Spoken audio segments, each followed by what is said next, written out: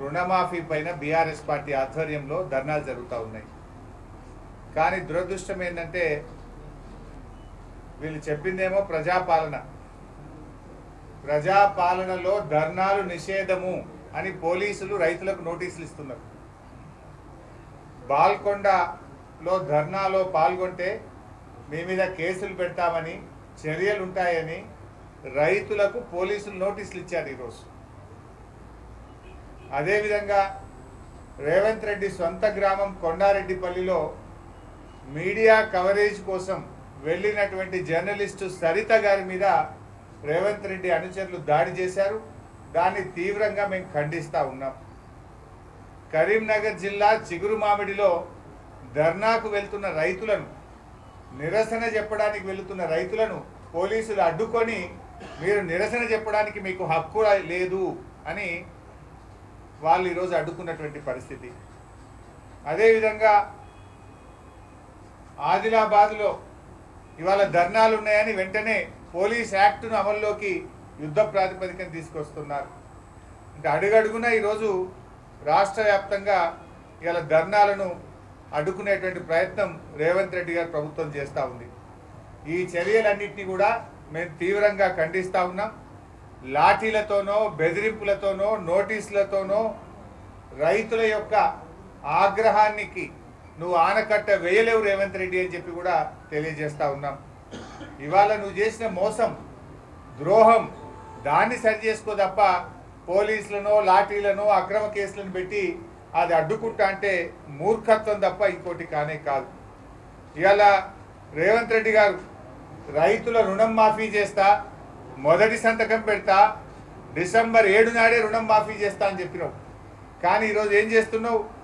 రైతుల రుణం తీరుస్తా అని చెప్పి రైతులతోని రణం చేస్తూ ఉన్నాడు ఈ రేవంత్ రెడ్డి గారు. అన్నదాతకు అన్యాయం చేసినోడు ఇవాళ ఎప్పుడు కూడా బాగుపడడనే చరిత్ర చెప్తుంది. ఎద్దేడ్చిన వ్యవసాయం బాగుపడదు, రైతేడ్చిన రాజ్యం బాగుపడదని చెప్పి చరిత్ర మనకు చెప్పింది. కానీ ఇవాళ రేవంత్ రెడ్డి గారి ప్రభుత్వం ధర్నా చేస్తే, తమ హక్కులను అడిగితే, రుణమాఫీ కాలేదని ప్రశ్నిస్తే ఇలా అక్రమ కేసులు పెట్టి రైతుల్ని వేధిస్తూ ఉన్నారు. చివరికి జర్నలిస్టుల మీద కూడా దాడులు చేయడం అనేది చాలా తీవ్రమైనటువంటి విషయం. మాది ప్రజారాజ్యం అని గప్పాలు కొట్టినావు కదా రేవంత్ రెడ్డి. నీ ప్రజారాజ్యం అంటే, నీ ఇందిరమ్మ రాజ్యం అంటే అణిచివేయడమేనా? ఇందిరమ్మ రాజ్యంలో నిరసన చేసిపోయే హక్కు ఉండదా? ప్రజాపాలనలో రైతులు తమ బాధల్ని చెప్పుకొని తమ నిరసన చెప్పే హక్కు రైతులకు ఉండదా అని చెప్పి ఈరోజు రేవంత్ రెడ్డి గారిని నేను ప్రశ్నిస్తూ ఉన్నా. ఈ దుర్మార్గపు చర్యలను బీఆర్ఎస్ పార్టీ పక్షాన మేము తీవ్రంగా ఖండిస్తూ ఉన్నాం.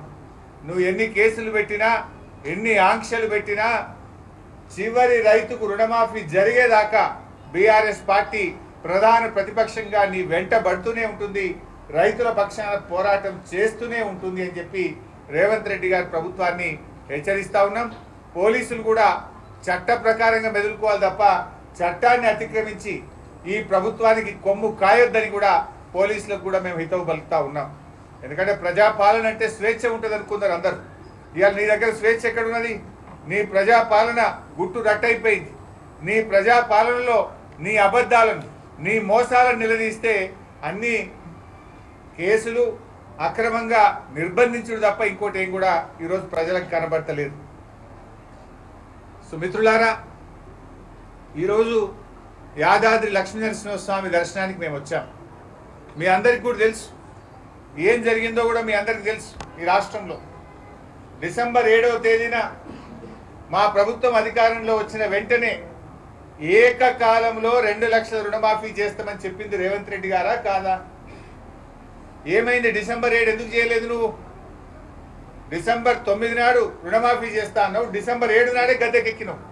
కానీ రుణమాఫీ మర్చిపోయినావు నువ్వు. ఈరోజు నువ్వు ఆనాడు ఎన్నికల ముందేమో, అసెంబ్లీ ఎన్నికల ముందు 6 గ్యారంటీలు హామీలతో ప్రజల్ని మోసపుచ్చినావు. పార్లమెంట్ ఎన్నికలు వచ్చేసరికి నీ 6 గ్యారంటీలను, హామీలు ప్రజలు నమ్ముతలేరని చివరికి ఈయన గారు దేవుడి మీద ఒట్లు పెట్టే కార్యక్రమం స్టార్ట్ చేశాడు.